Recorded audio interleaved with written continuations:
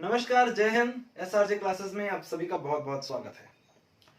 पिछली कक्षाओं में जो हम छत्तीसगढ़ का संपूर्ण अध्ययन पढ़ रहे हैं उसके अंतर्गत हमने सबसे पहले बस्तर जिला पढ़ा था, उसके बाद दंतेवाड़ा जिला, उसके बाद बीजापुर जिला और लास्ट क्लास में हमने सुकमा जिले के बारे में देखा था। आज की इस कक्षा में हम कांकेर जिला के बारे में पढ़ेंगे। देखिए, एक ओवरव्यू अगर हम देखें कि exactly what we are studying, तो देखिए सबसे पहले कुछ इस तरह से हमारा जो बस्तर संभाग है वो बनता है। ये कांकेर जिला हो गया और ये नारायणपुर और ये कोंडागांव। यहीं पर ये बीजापुर जिला, ये सुकमा जिला और ये जो बचता है ये बन जाता है बस्तर जिला हमारा। ठीक है ना। इन चारों जिलों को हमने देख लिया था। अब आज की क्लास में हम शुरू करेंगे यहां से, कांकेर जिला से। कांकेर, फिर नारायणपुर, फिर कोंडागांव, इस तरह से इन तीनों जिलों को देखेंगे, तब जाके हमारा जो बस्तर संभाग है ये कंप्लीट हो जाएगा। ठीक,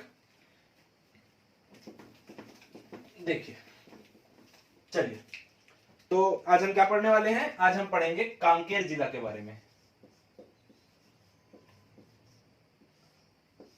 कांकेर, ठीक है। तो चलिए मैप बनाते हैं पहले तो, ठीक है ना।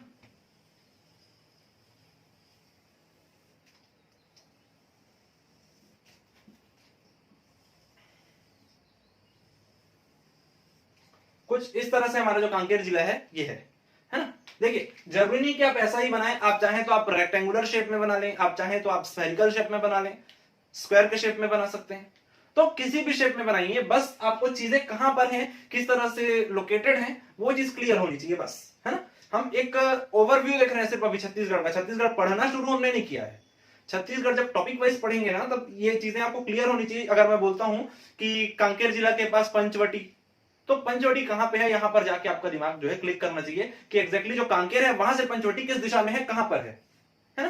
तो बस इस सुविधा के लिए हम इस मैप को पढ़ रहे हैं पहले, ठीक है। तो आइए देखते हैं। नेशनल हाईवे की सबसे पहले हम बात करते हैं। ये एक नेशनल हाईवे आता है, ठीक है। वहीं एक स्टेट हाईवे आता है और यहां पर एक और स्टेट हाईवे आता है। इस तरह से एक नेशनल हाईवे और दो स्टेट हाईवे के बारे में हमको इसमें पढ़ना है, ठीक। देखिए, बॉर्डर्स की बात करते हैं पहले तो, कि कांकेर जिला है उसके चारों तरफ कौन कौन से जिले स्थित हैं, कौन से राज्य स्थित हैं। तो हम पाएंगे कि सबसे पहले ये वाला, इधर वाला जो पोर्शन है ये है हमारा राजनांदगांव डिस्ट्रिक्ट। ये बीच में है बालोद, बालोद। और इधर वाला जो पोर्शन है ये है हमारा धमतरी। धमतरी थोड़ा सा पड़ता है। इसके बाद फिर ये नीचे हमारा आ जाता है कोंडागांव डिस्ट्रिक्ट, और ये कोंडागांव डिस्ट्रिक्ट का डिस्ट्रिक्ट जो हेडक्वार्टर है कोंडागांव। ये नेशनल हाईवे नंबर 30 पे पड़ेगा हमको, ठीक। इसके बाद नीचे वाला जो इसका पोर्शन है ये है नारायणपुर, और इधर फिर पड़ता है हमको महाराष्ट्र। इस तरीके से 5 जिलों और एक राज्य महाराष्ट्र से घिरा हुआ है हमारा कांकेर जिला, ठीक। इतनी बातें क्लियर हुई। अब देखो, जैसे ही हम, ये याद रखिएगा, ये है नेशनल हाईवे नंबर 30। याद करिए, मध्य प्रदेश के जबलपुर जिला से होते हुए हमारे कवर्धा जिले से एंटर करती है चिल्फी घाटी से ये जो नेशनल हाईवे नंबर 30 है ये, और वहां से फिर होते हुए ये सीधे सीधे सुकमा जिले के कोंटा तहसील से होते हुए सीधे आंध्र प्रदेश को जाती है। और इस प्रकार 636 किलोमीटर के साथ छत्तीसगढ़ की सबसे लंबी जो राष्ट्रीय राजमार्ग है वो है नेशनल हाईवे नंबर 30 या राष्ट्रीय राजमार्ग क्रमांक 30, ठीक। यही ये जो है हमारा, ये है SH7 और ये है SH5। ओके, इतनी बातें क्लियर हुई। तो देखो, अब नेशनल हाईवे नंबर 30 के अंतर्गत हम सबसे पहले यहां से धमतरी से घुसेंगे। तो जैसे ही कांकेर जिला में आते हैं हमको एक जगह पड़ती है, उसका नाम है चारामा, चारामा तहसील, ठीक है। यहां से फिर थोड़ा और आगे आएंगे तो हमको पड़ेगा हमारा डिस्ट्रिक्ट हेडक्वार्टर जो है कांकेर जिला का, कांकेर, और साथ में ये तहसील भी है, ठीक है, याद रखिएगा। इससे थोड़ा आगे जाएंगे तो हमको एक जगह पड़ेगी जिसका नाम है पंचवटी, ठीक। 3 जगह नेशनल हाईवे नंबर 30 में 3 जगह याद कीजिए, चारामा, चारामा के नीचे आएगा आपको कांकेर, और कांकेर के नीचे पंचवटी, 3 जगह याद हुई। इसके बाद SH5 में आएंगे, तो SH5 में सबसे पहले हमको यहां पर पड़ेगा एक तहसील जिसका नाम है भानु प्रतापपुर, भानु प्रतापपुर तहसील, भानु प्रतापपुर। और इसी में थोड़ा नीचे आएंगे तो आपको पड़ेगा यहां पर अंतागढ़, ये भी एक तहसील है, अंतागढ़ तहसील, ठीक, अंतागढ़। वहीं SH5 की बात करिए तो SH7 में था भानु प्रतापपुर और अंतागढ़। अब SH5 की बात करते हैं तो यहां पे आपको पड़ेगा दुर्ग कोंदल, ठीक, दुर्ग कोंदल।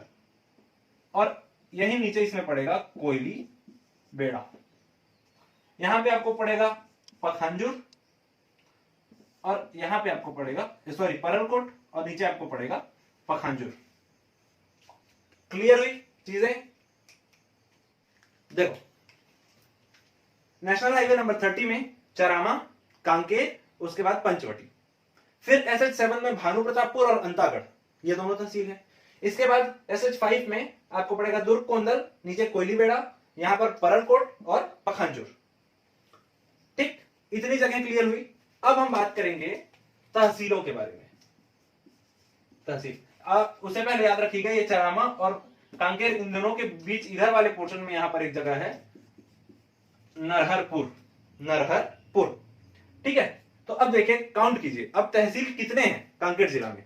तो ये वाला साइन आप देखेंगे कहां कहां पर है, तो 1 2 3 4 5 6 7 है ना, 7 तहसील हैं। कौन कौन से? तो देखिए ऊपर में लाइन से गिनिए, 4, नरहरपुर, चारामा, भानु प्रतापपुर, दुर्ग कोंदल, नरहरपुर, चारामा, भानु प्रतापपुर, दुर्ग कोंदल, ये 4 तहसील हुए। उसके बाद एक बीच में कांकेर, 5 हो गए, और 2 इस साइड पे देखिए, एक अंतागढ़ और एक पखांजुर। इस तरह से कांकेर जिला में है 7 तहसील, ठीक, 7 तहसील। अब बात करेंगे विधानसभा क्षेत्र की। विधानसभा क्षेत्र कितने हैं? तो देखिए मैं रेड कलर से मार्क कर रहा हूं, एक है हमारा कांकेर, दूसरा है अंतागढ़, तीसरा है भानु प्रतापपुर। ये एक ट्रायंगल बनाइए आप, एक इस तरह से ट्रायंगल बना लीजिए। ये 3 विधानसभा क्षेत्र हैं, और याद रखिए तीनों ST सीट हैं, कांकेर, भानु प्रतापपुर, अंतागढ़, ये 3 विधानसभा क्षेत्र हैं। और ये तीनों जो विधानसभा क्षेत्र हैं ये ST क्षेत्र हैं, अर्थात जो यहां का सीट है वो शेड्यूल्ड ट्राइब के लिए, जनजातियों के लिए आरक्षित सीट है, ठीक। इतनी बातें क्लियर हुई आपको, है ना।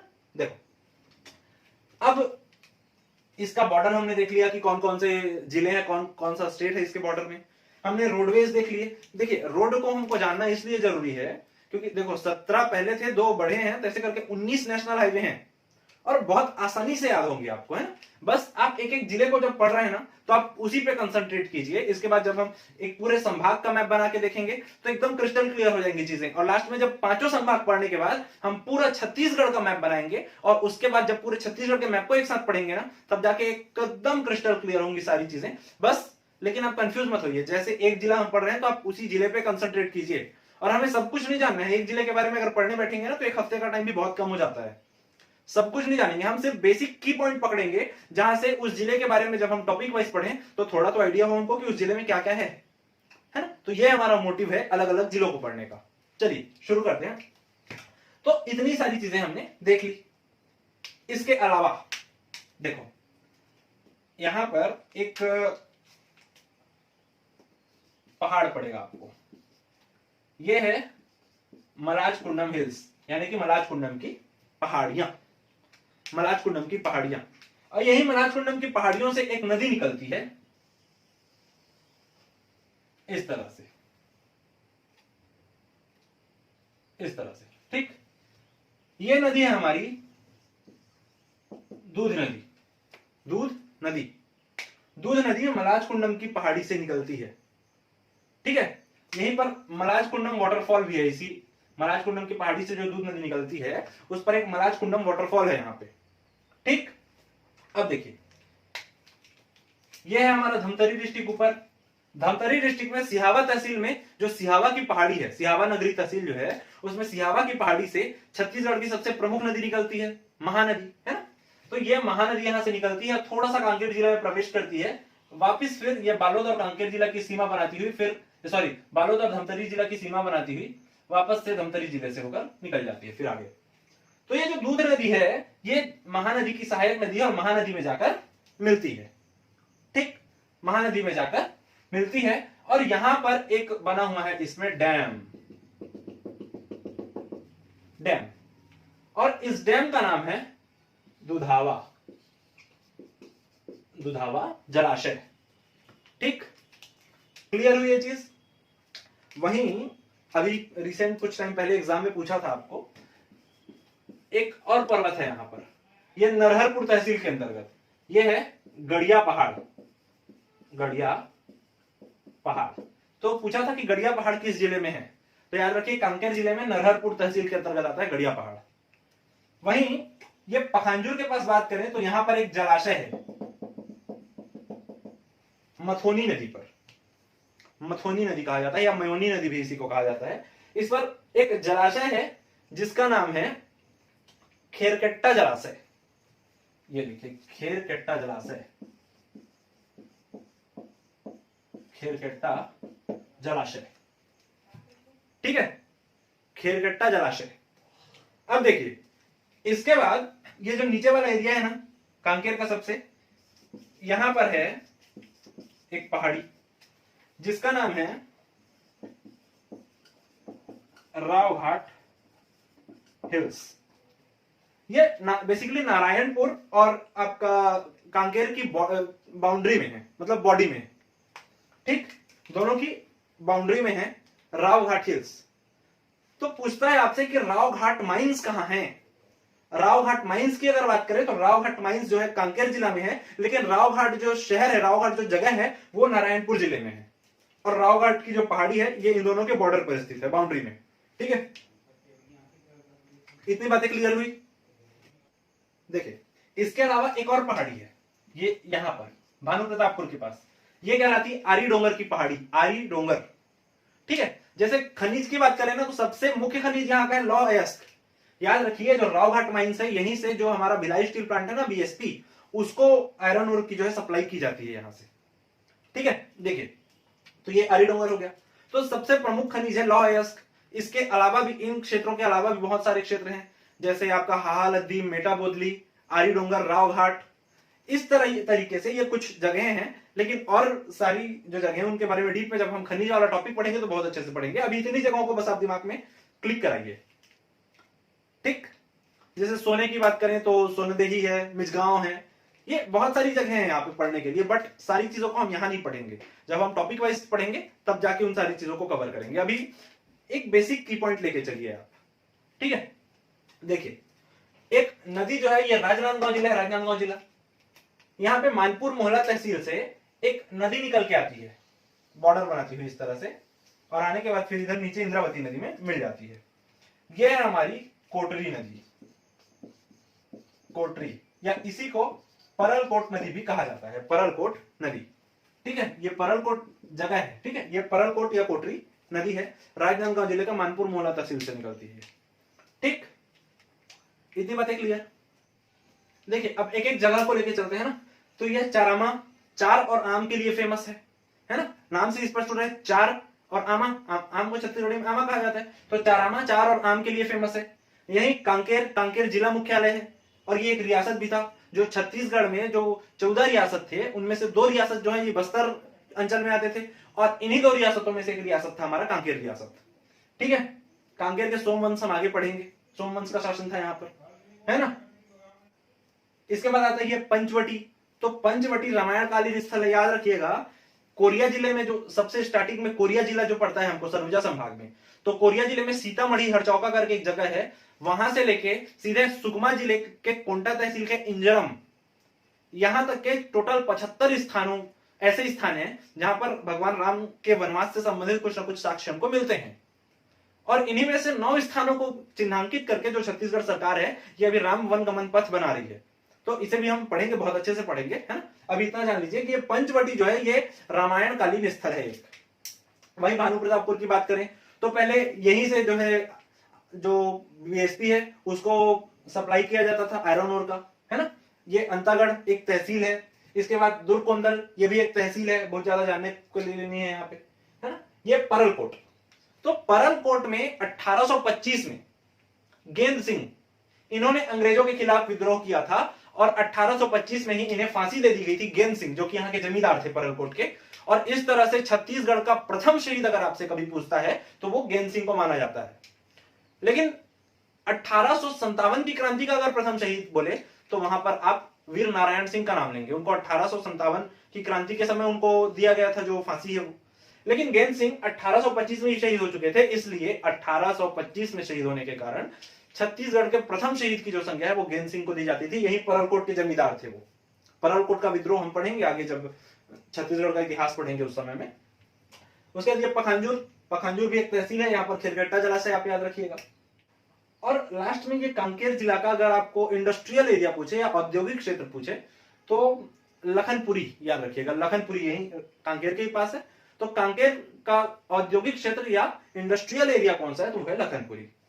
तो इस तरह से एक हमने ब्रीफ में देख लिया कि मतलब एक आइडिया ले लिया कि हाँ कांकेर जिला कैसा है, कौन कौन से मुख्य मुख्य चीजें या कौन कौन से मुख्य मुख्य बातें वहां पर हैं।